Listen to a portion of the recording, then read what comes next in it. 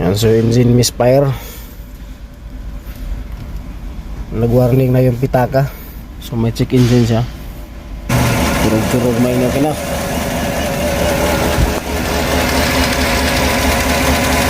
So basahan natin ng scanner to. Si may check engine.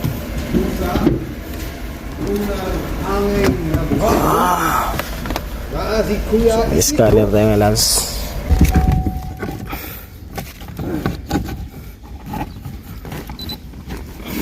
So yun natin yung susi.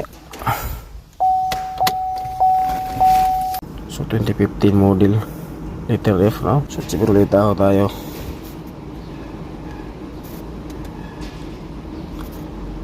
Engine control module. So engine is para tigilan PO300. Kailangan natin mag-troubleshoot nito ngayon ng spark plug coil. Walang tinutukoy na problema yung sensor. Pak lagi. Problema ito sa makina to. Ito yung number 2 na hindi gumagana.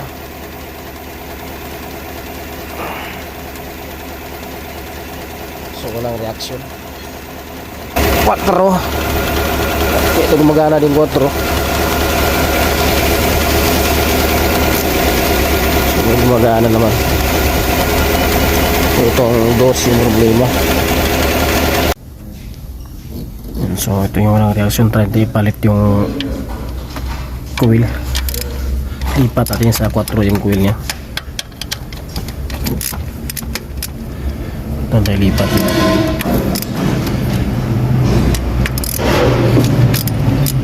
Cheese natin, cheese.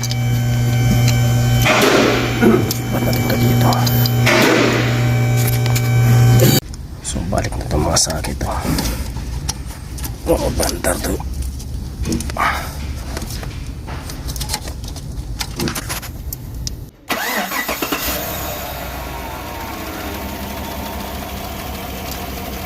So walang reaction yung number 4.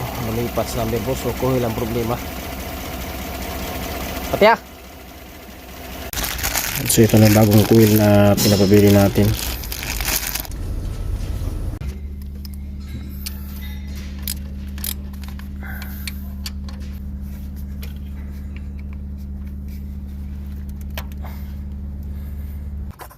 Oil cap. Restart natin kung okay na ba.